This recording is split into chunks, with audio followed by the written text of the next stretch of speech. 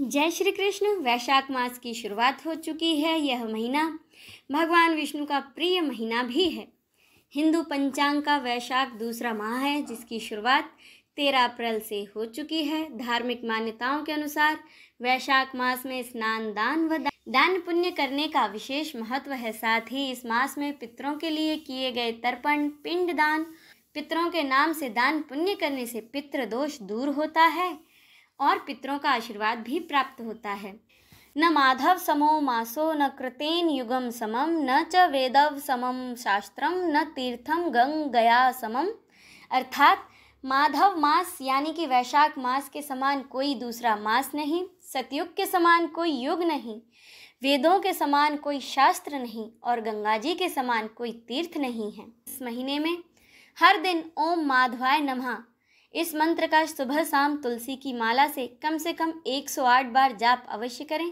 साथ ही भगवान विष्णु को रोजाना तुलसी दल अर्पित करें और गरीब व जरूरतमंदों की सहायता अवश्य करें। इस मास में भूमि पर शयन करना चाहिए, क्योंकि वैशाख का महीना भगवान श्री हरि विष्णु के माधव स्वरूप यानी कि कृष्ण स्वरूप को समर्पित है। आज से रोजाना हमारे इस चैनल पर आप सुनेंगे वैशाख मास महात्म्य की कथाएं, जिसमें कि आप सुनेंगे श्रीमद् भागवत गीता। तो चलिए आज की कथा शुरू करते हैं। अब सुने श्रीमद् भागवत गीता का प्रथम अध्याय। धर्म क्षेत्रे कुरुक्षेत्रे समवेता युयुत्सव मामकाह पांडवाश्चैव किम कुर्वत संजय। धृतराष्ट्र ने कहा कि हे संजय, धर्म भूमि और कर्म भूमि में युद्ध की इच्छा से एकत्रित हुए मेरे पुत्रों और पांडु के पुत्रों ने क्या किया। संजय ने कहा कि राजन, इस समय दुर्योधन पांडु पुत्रों की सेना की व्यूह रचना को देखकर आचार्य द्रोणाचार्य के पास जाकर कह रहे हैं कि हे आचार्य, पांडु पुत्रों की इस विशाल सेना को देखिए, जिसे आपके बुद्धिमान शिष्य द्रुपद पुत्र धृष्टद्युम्न ने इतने कौशल से व्यूह के आकार में सजाया है। इस युद्ध में भीम तथा अर्जुन के समान अनेकों महाशूरवीर और धनुर्धर हैं। युयुधान, विराट और ध्रुपद जैसे महान योद्धा भी हैं। धृष्टकेतु, चेकितान तथा काशीराज जैसे महान शक्तिशाली और पुरुजीत, कुंती भोज तथा शैव्य जैसे मनुष्यों में श्रेष्ठ योद्धा भी हैं। युद्धामन्यु जैसे महापराक्रमी तथा उत्मौजा जैसे अत्यंत शक्तिशाली सुभद्रा का पुत्र अभिमन्यु और द्रौपदी के पुत्रों सहित ये सभी महान योद्धा हैं। हे ब्राह्मण श्रेष्ठ, अब हमारी तरफ के भी उन विशेष शक्तिशाली योद्धाओं को भी जान लीजिए और आपकी जानकारी के लिए मेरी सेना के उन योद्धाओं के बारे में मैं बतलाता हूँ। मेरी सेना में स्वयं आप द्रोणाचार्य, पितामह भीष्म, कर्ण, कृपाचार्य, अश्वत्थामा, विकर्ण और सोमदत्त का पुत्र भूरिश्रवा जैसे योद्धा हैं, जो सदैव युद्ध में विजयी रहे हैं।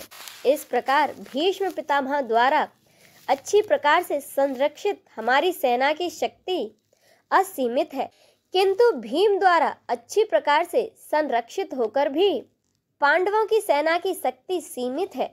अतः सभी मोर्चों पर अपनी अपनी जगह स्थित रहकर आप सभी निश्चित रूप से भीष्म पितामह की सभी ओर से सहायता करें। तब कुरुवंश के वयोवृद्ध परम प्रतापी पितामह भीष्म ने हृदय में हर्ष उत्पन्न करते हुए सिंह गर्जना के समान उच्च स्वर में शंख बजाया। इसके बाद अनेक शंख, नगाड़े, ढोल, मृदंग आदि बाजे अचानक एक साथ बज उठे। उनका वह शब्द बड़ा भयंकर था। इसके बाद दूसरी ओर से सफेद घोड़ों से युक्त उत्तम रथ पर आसीन योगेश्वर भगवान श्री कृष्ण और अर्जुन ने भी अलौकिक शंख बजाए।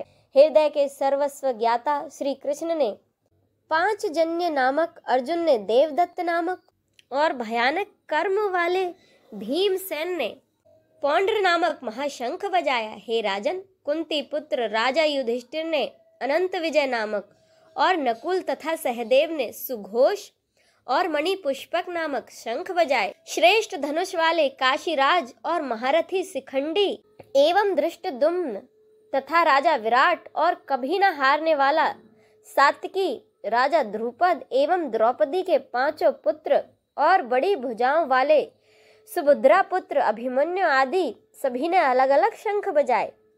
उस भयंकर ध्वनि ने आकाश और पृथ्वी को गुंजायमान करते हुए धृतराष्ट्र के पुत्रों के हृदय में शोक उत्पन्न कर दिया।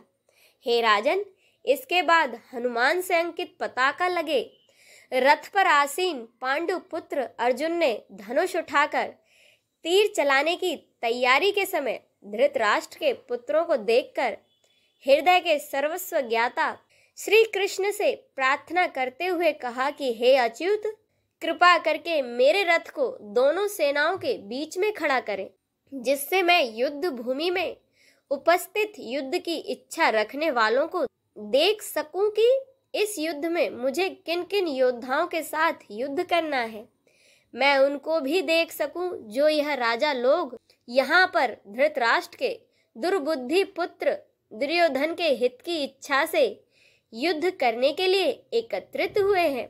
संजय ने कहा, हे भरतवंशी, अर्जुन द्वारा इस प्रकार कहे जाने पर हृदय के पूर्ण ज्ञाता श्री कृष्ण ने दोनों सेनाओं के बीच उस उत्तम रथ को खड़ा कर दिया। इस प्रकार भीष्म पितामह, आचार्य द्रोण तथा संसार के सभी राजाओं के सामने कहा कि हे पार्थ, युद्ध के लिए एकत्रित हुए इन सभी कुरुवंश के सदस्यों को देखें। वहां अर्जुन ने ताऊओं, चाचाओं को, दादाओं को, परदादाओं को, गुरुओं को, मामाओं को, भाइयों को, पुत्रों को, पौत्रों को और मित्रों को देखा। कुंती पुत्र अर्जुन ने ससुरों को और शुभ चिंतकों सहित दोनों तरफ की सेनाओं में अपने ही सभी सगे संबंधियों को देखा।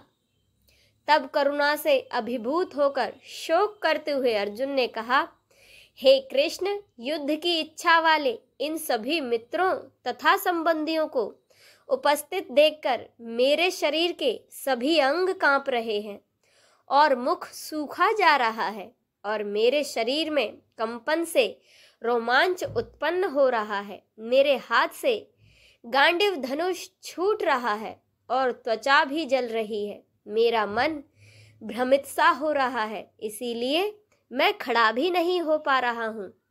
हे केशव, मुझे तो केवल अशुभ लक्षण ही दिखाई दे रहे हैं। युद्ध में स्वजनों को मारने से मुझे कोई कल्याण दिखाई नहीं देता। हे कृष्ण, मैं न तो विजय चाहता हूँ और ना ही राज्य और सुखों की इच्छा करता हूँ। हे गोविंद, हमें ऐसे राज्य, सुख अथवा इस जीवन से भी क्या लाभ है जिनके साथ हमें राज्य आदि सुखों को भोगने की इच्छा है, जब वे ही अपने जीवन के सभी सुखों को त्याग करके इस युद्ध भूमि में खड़े हैं। गुरुजन, परिवारजन, पुत्रगण, पितामह, मामा, ससुर, पौत्रगण, साले और सभी संबंधी भी मेरे सामने खड़े हैं। हे मधुसूदन, मैं इन सभी को मारना नहीं चाहता हूँ। भले ही ये सभी मुझे मार डालें, तीनों लोकों के राज्य के लिए भी मैं इन सभी को मारना नहीं चाहता। फिर पृथ्वी के लिए तो कहना ही क्या। हे जनार्दन, धृतराष्ट्र के पुत्रों को मारकर हमें कौन सी प्रसन्नता मिलेगी, बल्कि इन आतताइयों को मारकर तो हमें पाप ही लगेगा। हे माधव, अतः मुझे धृतराष्ट्र के पुत्रों को उनके मित्रों और संबंधियों सहित मारना उचित नहीं लगता है, क्योंकि अपने ही परिवार के जनों को मारकर हम कैसे सुखी हो सकते हैं।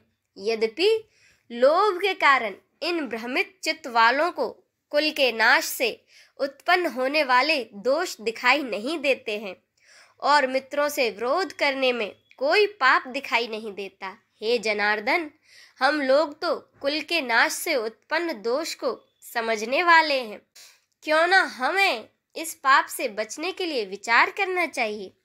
कुल के नाश से सनातन कुल धर्म नष्ट हो जाते हैं तथा धर्म का नाश हो जाने पर संपूर्ण कुल में अधर्म फैल जाता है।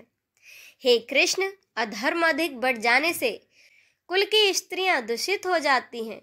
स्त्रियों के दूषित हो जाने पर अवांछित संतानें उत्पन्न होती हैं। अवांछित संतानों की वृद्धि से निश्चय ही कुल में नरकीय जीवन उत्पन्न होता है। ऐसे पतित कुलों के पितृ गिर जाते हैं, क्योंकि पिंड और जल के दान की क्रियाएं समाप्त हो जाती हैं। इन अवांछित संतानों के दुष्कर्मों से सनातन कुल, धर्म और जाति धर्म नष्ट हो जाते हैं। हे जनार्दन, जिनका कुल धर्म ही नष्ट हो गया है, ऐसे मनुष्यों को अनिश्चित काल तक नरक में रहना पड़ता है, ऐसा हम सुनते आए हैं। ओह, कितने आश्चर्य की बात है, हम लोग बुद्धिमान होकर भी महान पाप करने को तैयार हो गए हैं, जो राज्य और सुख के लोभ से अपने प्रियजनों को मारने के लिए आतुर हो गए हैं। यदि मुझे शस्त्र रहित विरोध न करने वालों को धृतराष्ट्र के पुत्र हाथ में शस्त्र लेकर युद्ध में मार डालें, तो भी इस प्रकार मरना मेरे लिए अधिक श्रेष्ठ होगा। संजय ने कहा। इस प्रकार शोक से संतृप्त हुआ मन वाला अर्जुन युद्ध भूमि में यह कहकर बाणों सहित धनुष को त्याग कर रथ के पिछले भाग में बैठ गया। इस प्रकार उपनिषद, ब्रह्म विद्या तथा योग शास्त्र रूप श्रीमद् भागवत के श्री कृष्ण अर्जुन संवाद में धर्म कर्म युद्ध योग नाम का पहला अध्याय संपूर्ण हुआ। संजय बोले, उस प्रकार करुणा से व्याप्त और आंसुओं से पूर्ण तथा व्याकुल नेत्रों वाले शोक युक्त उस अर्जुन के प्रति भगवान मधुसूदन ने ये वचन कहा। श्री भगवान बोले, हे अर्जुन, तुझे इस असमय में यह मोह किस हेतु प्राप्त हुआ? क्योंकि ना तो यह श्रेष्ठ पुरुषों द्वारा आचरित है, न स्वर्ग को देने वाला है और न कीर्ति को करने वाला ही है। इसीलिए हे अर्जुन, नपुंसकता को मत प्राप्त हो, तुझ में यह उचित नहीं जान पड़ती। हे परम तप, हृदय की तुच्छ दुर्बलता को त्याग कर युद्ध के लिए खड़ा हो जा। अर्जुन बोले, हे मधुसूदन, मैं रणभूमि में किस प्रकार बाणों से भीष्म पितामह और द्रोणाचार्य के विरुद्ध लड़ूंगा? क्योंकि हे अरिसुदन, वे दोनों ही पूजनीय हैं। इसीलिए इन महानुभाव गुरुजनों को न मारकर मैं इस लोक में भिक्षा का अन्न भी खाना कल्याणकारक समझता हूँ। क्योंकि गुरुजनों को मारकर भी इस लोक में रुधिर से सने हुए अर्थ और काम रूप भोगों को ही तो भोगूंगा। हम यह भी नहीं जानते कि हमारे लिए युद्ध करना और न करना, इन दोनों में से कौन सा श्रेष्ठ है, अथवा यह भी नहीं जानते कि उन्हें हम जीतेंगे या हमको वे जीतेंगे। और जिनको मारकर हम जीना भी नहीं चाहते, वे ही हमारे आत्मीय धृतराष्ट्र के पुत्र हमारे मुकाबले में खड़े हैं।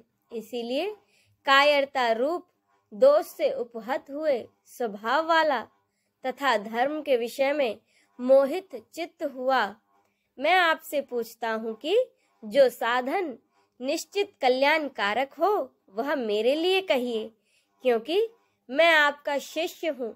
इसीलिए आपके शरण हुए मुझको शिक्षा दीजिए। क्योंकि भूमि में निष्कंटक धन धान्य संपन्न राज्य को और देवताओं के स्वामी पने को प्राप्त होकर भी मैं उस उपाय को नहीं देखता हूँ जो मेरी इंद्रियों को सुखाने वाले शोक को दूर कर सके।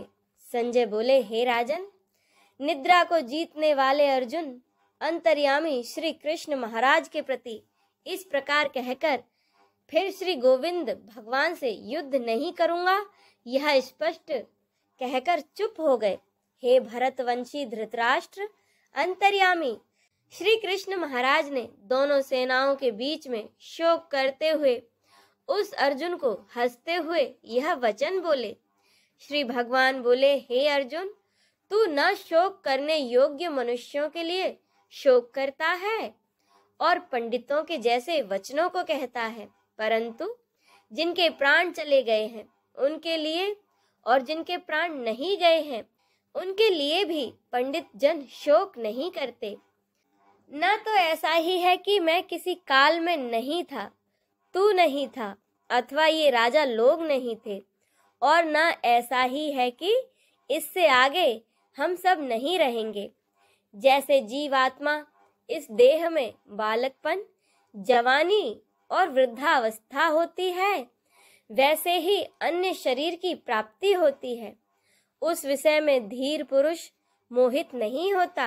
हे कुंती पुत्र, सर्दी गर्मी और सुख दुख देने वाले इंद्रिय और विषयों के संयोग तो उत्पत्ति विनाशशील और अनित्य है। इसीलिए हे भारत, उसको तू सहन कर, क्योंकि हे पुरुष श्रेष्ठ, दुख सुख को समान समझने वाले जिस धीर पुरुष को ये इंद्रियां और विषयों के संयोग व्याकुल नहीं करते, वह मोक्ष के योग्य होता है।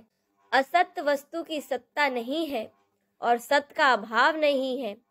इस प्रकार तत्वज्ञानी पुरुषों द्वारा इन दोनों का ही तत्व देखा गया है। इस अविनाशी का विनाश करने में कोई समर्थ नहीं है। इस नाश रहित अप्रमेय नित्य स्वरूप जीवात्मा के ये सब शरीर नाशवान कहे गए हैं। इसीलिए भरतवंशी अर्जुन, तू युद्ध कर। जो उस आत्मा को मारने वाला समझता है तथा जो इसको मरा मानता है, वे दोनों ही नहीं जानते, क्योंकि यह आत्मा वास्तव में न तो किसी को मारता है और न किसी के द्वारा मारा जाता है।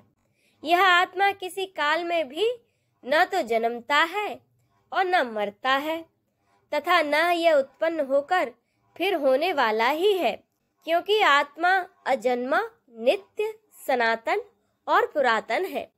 शरीर के मारे जाने पर भी यह नहीं मारा जाता है। अब इससे आगे की कथा का रसपान हम अगले अध्याय में करेंगे। बोलिए भगवान माधव की जय। हर हर